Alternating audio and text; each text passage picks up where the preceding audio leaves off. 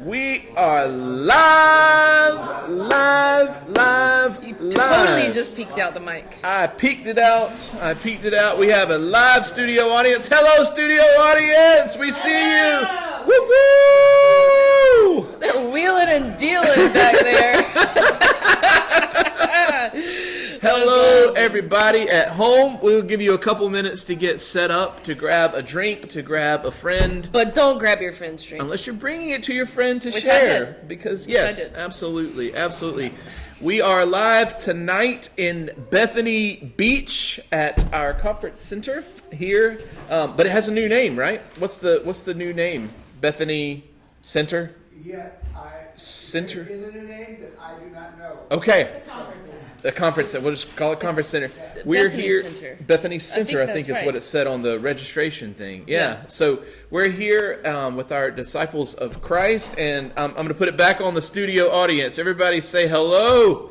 Hello. Woo, woo, woo, woo. We actually have some more. Xander, you're not on screen, but you're here too. There are some mischievous little ones that are just beyond the camera frame. Yes. And they just ran upstairs. They so did. who knows what's going to happen. Well, perfect. Yeah. Well, every Tuesday night at 8:28, we gather here, maybe not at Bethany Beach, but we gather in your computer. in your computer, and we Or phone. and we pull back the curtain on the creative process that is sermon writing, that is life, the creative process of life.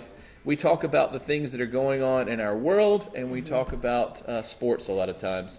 How many people watched an Olympic sport today? man. Did anybody enjoy that? The That was U.S. some is fun. back in the mix. They in are. women's soccer. Not just in the mix; they're in the gold medal round. What did I say? What did I say at the That beginning? this team was going to lose right off the bat, I believe. They proved me wrong. I was being a negative Nancy, and I thought that they were a little young, and I may have felt personally attacked by them getting rid of Alex Morgan and every Yeah. other millennial on the Yeah, team. that makes sense. Because That we're makes too old sense. now. We're not too So old. that is that. We're in our prime. We are in our prime. Speaking of in our prime, every week we start Talking Toast by asking a simple question. And that is, what is sustaining you? What is your 808 beat? What is the thing that is getting you by? What is saving your life right now? And I want to ask, before we do that, chime in on the chat. Let us know where you are viewing from tonight, and even after tonight. We would love to know where you are viewing from so that we can say hello. It looks like we've got Julia Utley on, Nice. I assume from Catonsville. Catonsville, we'll see. Oh, but maybe not, because Julia travels during the week, so maybe We'll you're see, somewhere we'll see. fun. Bruce, did you hear volume on that? Is it yeah, working? I heard volume. You heard volume? Yeah. Perfect. Yeah, we're Perfect. All right. Yeah. So what here we is are. We're sustaining watching you? the chat. What is sustaining you? Let us know. It helps. Nope, she ain't home, Chantel says. Chantel's got the house of peace and tranquility. Julia's in York, PA. Cheryl All Hames right. is sitting right here. She 6 is feet from us. That's right. Oh, You can't just see. outside You're of just the outside frame. the camera frame. In Bethany Beach, Julia is in York, Pennsylvania. I just realized that I got a little sunburn today.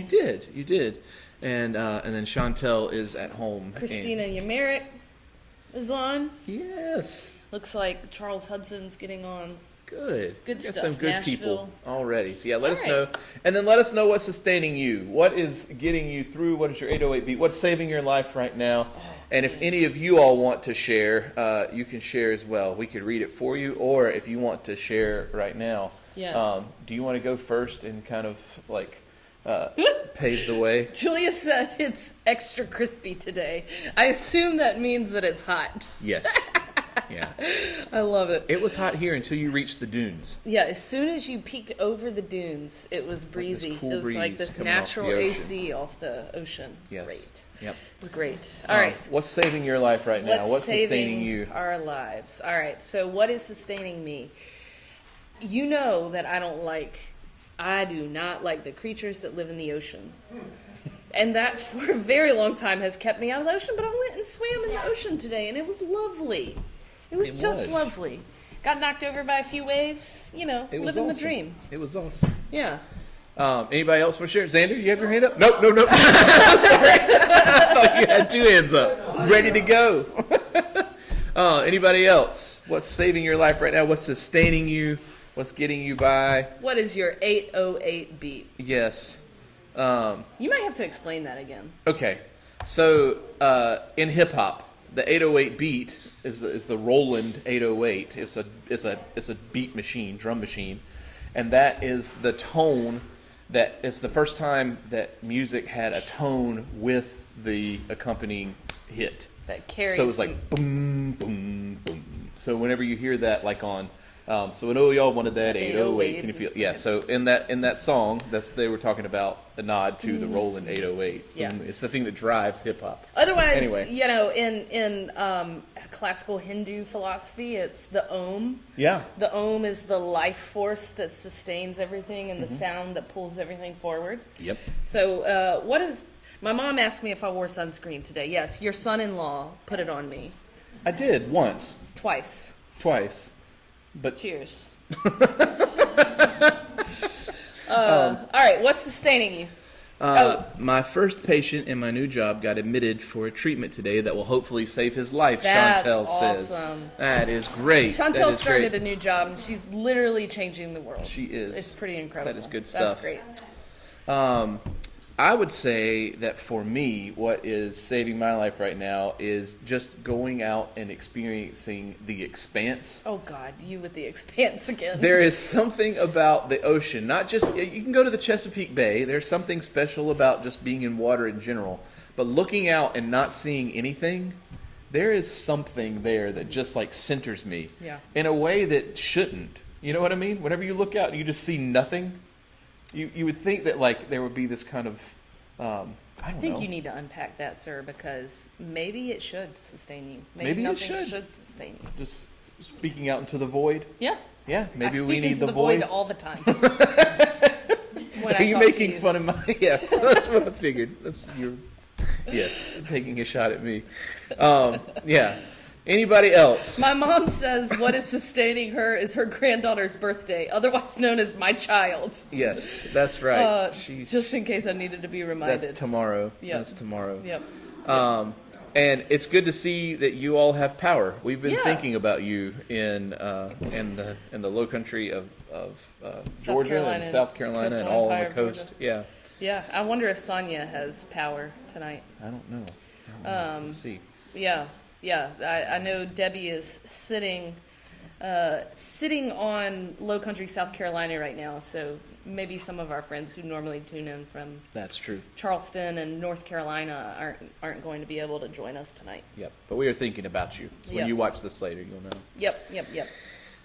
All right. So every week we gather and we start this sermon writing process, and we do it together so that our sermons are a reflection of the community. So we hope that this time can be a time where you feel comfortable to chime in, as however you are most comfortable chiming in. If that's like typing in with your thumbs or shouting out or whatever that may be. That's Yeah. right.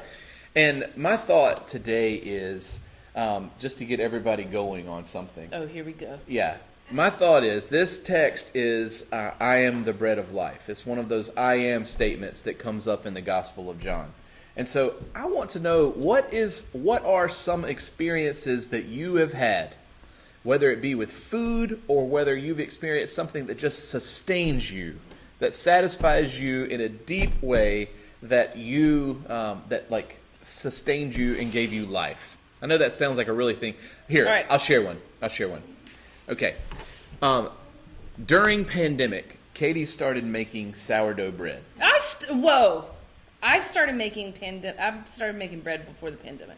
Okay. I wasn't on the pandemic sourdough train. It got I was really there long good. before. It got really good during pandemic. And with this bread, it would come out of the oven, and I knew that that was going to be a good week because we could slice that bread, and it was going to happen. And putting butter on that bread, I don't know. There was something about that sourdough that like actually got me through life. Yeah. And I know that sounds weird, but because food is something that we have to have to sustain us. Yeah. And we'll talk about that in a little while. Yeah. But are there any memories with food or things that you would like to share with food or beyond that you've had? I've got a good one. All right, I've got what a you good got? one. All right, so here's the setting. We were in rural Georgia. That some would claim that it was Atlanta Metro, but it was closer to the Alabama line than it was to Atlanta. Yeah. So rural Georgia, It was suburban Birmingham. suburban Alabama. And we had kids from this small town in Georgia who had never had Indian food before. And they were like 13, 14, and 15.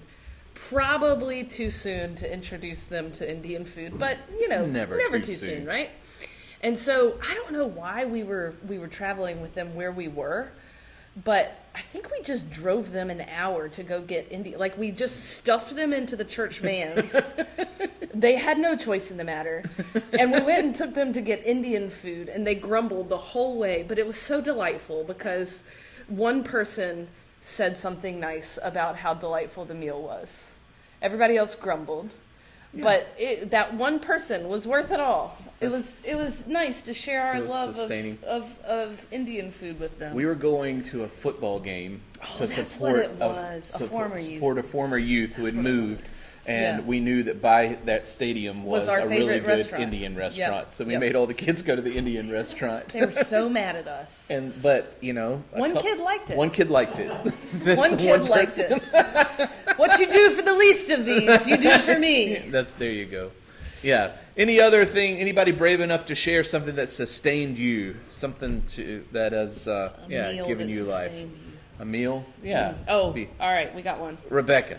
Enjoying my former pastor and my current pastor Oh. playing music last night. Oh. That was a meal of another type. Yes, That absolutely. was a feast, an ethereal feast of music. Yes, we did our first beer and hymns last man, night that was fun. in Bethany Beach, and it was a lot of fun. Our that first was and fun. last at Mango's. We'll see what happens. He did say, when you come back next time, so we'll see what happens. Yeah. Yeah, last annual. The last annual. I like it. I like Heather it. And Branham just said hello to us, which Oh, is nice. awesome. That's good to see Coming Heather. at us from, I think the Eastern Shore. Eastern Shore. Yep. Yep. it's good And stuff. Rick, that was good to hear you play harmonica Oh last man, night. That killing was it fun. on the harmonica. That was great. Yeah. Any other things that sustain you, giving you life? Meals. Yeah. Yeah, I think we were on the other thing. Yeah, but like Yeah. the Nourish things, metaphorical Yeah. or physical food that nourishes you. When I come to Bethany Beach, one thing I love to do is eat trashy cereals. eat trashy cereals. Gotta get your fiber somehow. Today I had Fruit Loops, today Cocoa Puffs. Oh man, Rick, do we need to have a conversation with Jaina? Do we need to have a conversation with Jaina? Yeah, she knows. She doesn't do breakfast, so she doesn't even know. I'm not worried about her not knowing. Do we need to have a conversation about your groceries? I like it. The trashy I love trashy cereal Fruit foods. Loops. It's been a long time since I've had Fruit Loops. They are good. You know, one of my favorite trashy cereals is Apple Jacks. Oh, yes. I love Apple Jacks. Oh, that something about that artificial green, lime green with the cinnamon. It's All right. artificial? It's apples in the name. I thought it was. It's totally natural. Yeah. That color's natural. Anybody Good else? stuff. Meals that sustain. Peanut butter. The peanut butter literally does Yes. save you from the the crash? Yeah, the hangries and the Captain Crunch. Kim Junker agrees with you. There you go. Yep. I love it. My dad said I don't think this fits the doesn't thing. really typical par for the course. Jim Schlimmer, come on Oh. now. He was impressed by the emergency helicopter that landed outside. So I don't know if y'all know this or not, but they do have emergency medevacs that land right outside. And anyway, we saw that. So Yep. something good. My dad just said Karamai. There's this really special place on a river. It's directly over a river in Tryon, North Carolina, that has the best macaroni salad that you could ever eat. Yes, and this really good like sauerkraut, pickled It's something or amazing. another. It's great. Absolutely amazing. Yeah, man, I could talk about food all day. We could. It's good If there's stuff. something else that comes up and you want to share, then go for it. We're in John 6, verses 35, comma, 41 through 51. That's Which our I've got a lectionary. bone to pick with the lectionary creators. Pick it. We were having a good time in Mark. Yeah, Just having a good time know. beheading John the Baptist. I know. It was fun. And they got to go and ruin all our fun and go back to the Gospel of John I know. That is interesting. for like a couple of random Sundays in the middle of the summer. But if you think about it, they've got 3 years, right? They put it on a 3-year cycle. You're not going to justify it. No, I know, but they sprinkle John. John is the one that's left out in the different one. So they've Thank got the goodness. synoptics, and Yeah. they put the John sprinkling throughout. So, in case y'all didn't know, I don't enjoy preaching John. He's the Kind of got it. This is my been in the sun all day. Everything's coming out. And the sun all day angst. Yeah. So John is an interesting gospel to preach because of how theological it's been. Because it's so far removed, so much farther removed from the Jesus movement, it has had time for the theology to kind of bake a little bit. And that baking time has made John kind of sound a little bit pompous, a little bit stuck in his ways. It's soured, if and you will. it's soured. Yeah. It's soured. Yeah. That's a good, it fermented Fermented. Those are all good things, I guess.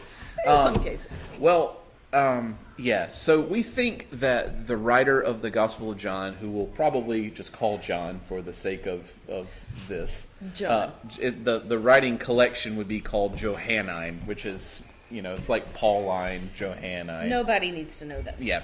So we think that the gospel writer of John was part of a community built around a disciple, and that this community had an experience, and they came from a very Jewish background, and in it they decided each person within the group, the community, formed their community based upon their belief in Jesus Christ or their following of Jesus Christ. And so with that belief, they were kicked out of the synagogue, we Right. think. And so when you read through John, there's all this kind of anti-Semitic language, and it's in this text too. Yeah. Yeah. And that's because we think there's some angst there pushing back on, well, we had our group, Yeah. and then we were kicked out of our synagogue because of our new beliefs. So the exclusion of this Johannine community has ramifications, as we see anytime someone's excluded, they're more likely to exclude someone else. Anytime someone's bullied, they're more likely to bully somebody else. So that's what's happening in this kind of in the background of this text. And so the Gospel of John in many ways has been used to justify some harm against Jewish people. Yeah. So laying that out at the very beginning is really important. Yeah, because even in this text, it skips around. Number 35, sorry. Verse 35 says, Jesus said to them, I am the bread of life. Whoever comes to me will never be hungry. Then they skip to 41. Then the Jews began to complain right off the bat.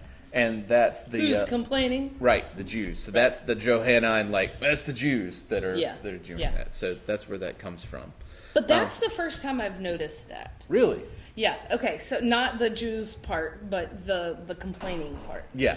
So I think that's what I'm going to end up preaching on. Well, tell us about it. So I'm really fascinated by this idea that Jesus had a lot of detractors.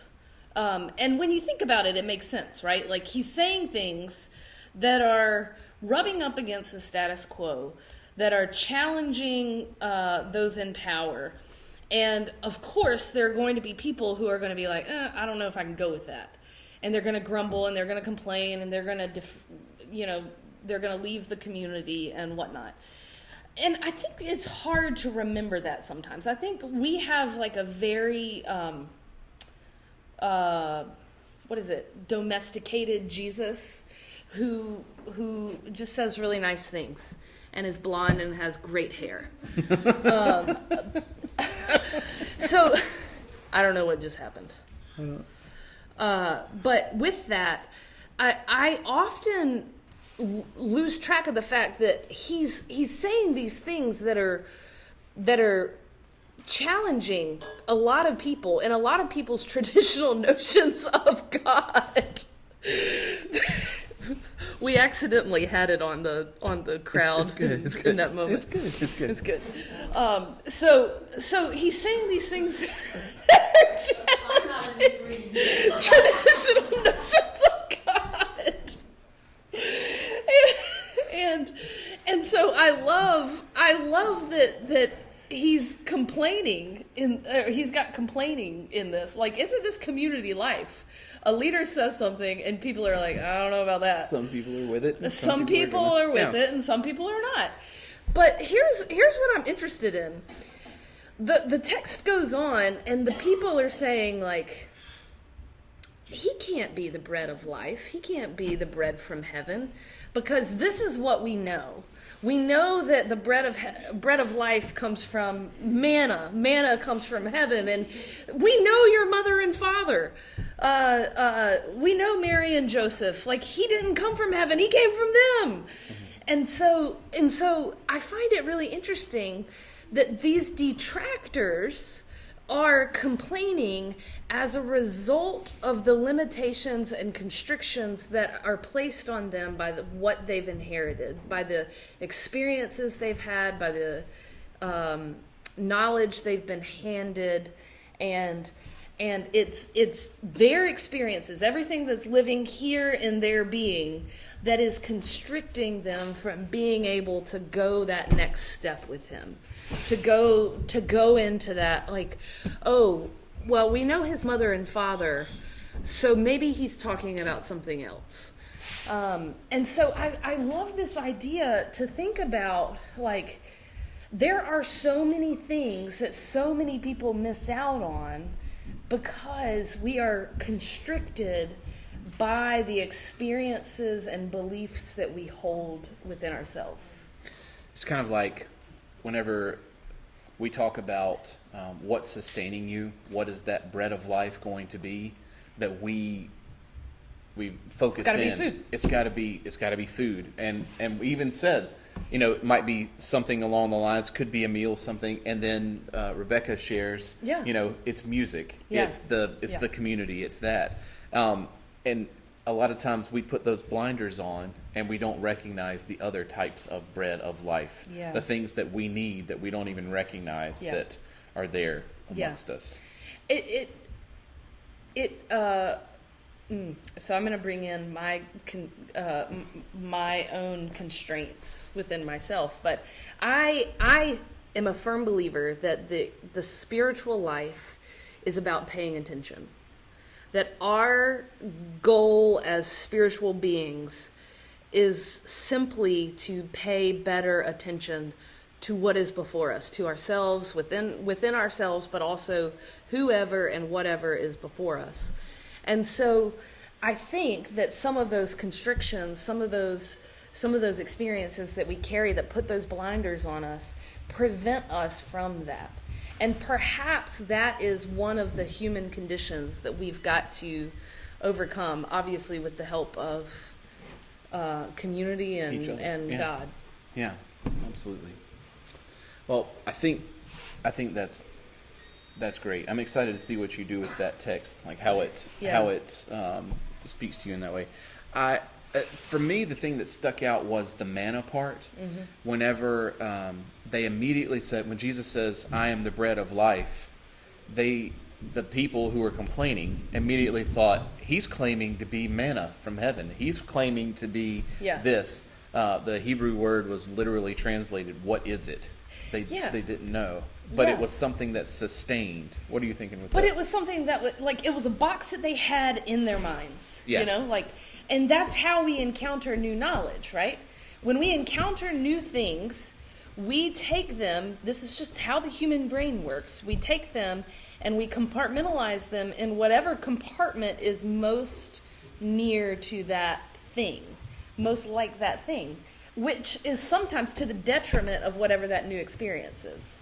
So, like, for instance, you go to the beach for the first time, and they don't allow canopies, only umbrellas, you know? Yeah. And I'm looking around at the beach, and I'm like, these umbrellas are going to stab somebody. They're going to impale somebody. Yeah. And then the wind starts blowing. No, I'm just kidding. And No, it's but like- but off it did create some angst for me, some like inner anxiety, because I was worried because the canopies that we're used to seeing on beaches in the South, they don't go anywhere, Yeah. right? Yeah. They don't have any lifting power because they're It's not the updraft, yeah, right? yeah. But yeah, so I was limited in how I encountered the umbrellas, Right. and that's a very minor Yes. example. And what you miss in that is that umbrellas can only be so big or else they take off, right?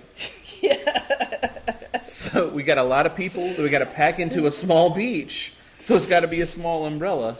And then all of a sudden you don't have the 8-person tent Yeah. that spreads out across And the then beach. you have a cluster of people under 3 umbrellas. Exactly. It's great. It works. It's great. And it's community. It's great. But you got to have it because there's not a whole lot of beach. There's not a whole lot of beach. Yeah. Yeah. Um, Can you tell that I've got some angst? All right, go ahead. Go ahead with your manna. No, but that's what I'm trying to say is like we encounter a new thing. So Jesus says bread of life, and they're thinking bread. Where have we heard this? Manna. So they put him in the manna box, and then all of a sudden he's the heretic for claiming right. that he's the one that is Yeah. the manna. Yeah. I think we can get into more of like the I am statements and those kinds of things. This is one of those. For me, I think thinking about more of that bread. What are the breads that the things that sustain, and kind of going along that path. Yeah. And yeah, I don't know exactly where I'm going with this yet, but Yeah. yeah. And there's this great part of the Didache that talks about the Didache is this early Christian document that laid out the process for practicing some of the sacraments, how to baptize, how to Yeah. celebrate communion, that sort of thing. It's an ancient Greek document. Yeah. That was the earliest that we know of like this is how you do the actual things within the church. Yeah. For example, it says like the water must be moving water. It cannot be stagnant water. Those kinds For of things. baptisms. Yes. Not supposed to have stagnant water. Yeah. It talks about communion and how you're supposed to gather together, sing songs, pray, and have communion every single time you gather. Sounds familiar. Yeah, exactly. So that's in the Didache. Sorry. But in the Didache, it talks about the grains of wheat turning into the loaf, and then the reverse of that happens. So in preparation for communion, the many become one, and then the reverse of that happens. The one feeds the many and goes out into the world. And so the I am the bread of life is kind of like many things have come together into this moment, and then this moment is going to spread out into many things as well Exactly. in a similar way. to And the- then how do we channel into that every single Sunday with communion? Like Yeah. that's a part. That's the actual visible image of that happening. and not allow it to be rote and stale, Yeah. like sure. croutons, Like croutons. or like the very small chiclets of bread that we get in our Sometimes. packets. Sometimes they can be a little stale. Yeah. It's the thought. It's the thought that counts. Well, we've done some talking. Yep. Has anybody else got something they would like to share that has been sustaining to them? It was really sustaining watching me watching you all pass your treats back and forth to one another. This was great. It was a fun time. I was like trying to make a point, meanwhile watching it go back and forth. And I was like, can I get some of It was that? good. It was good. Yeah. All right. Off that topic. Les, we've talked Let's do some toasting. I've tried so hard to steer it. Listen. Come on, what we got? All right. Will you start us with a toast? Cheers and everybody. to you all, my yes, friends. absolutely. As we go from this place, may you go from here remembering that the spiritual life is about being aware, and there are some things within us that might prevent us from being aware of the beauty that is within our gaze. And may you find that as you go on this journey, that there are breads of life all around that might flavor your life in a different way, right? And sustain you. Cheers, friends. Cheers, y'all. Cheers, cheers, cheers. Salud. Yes. Why y'all so eloquent? Chantel said.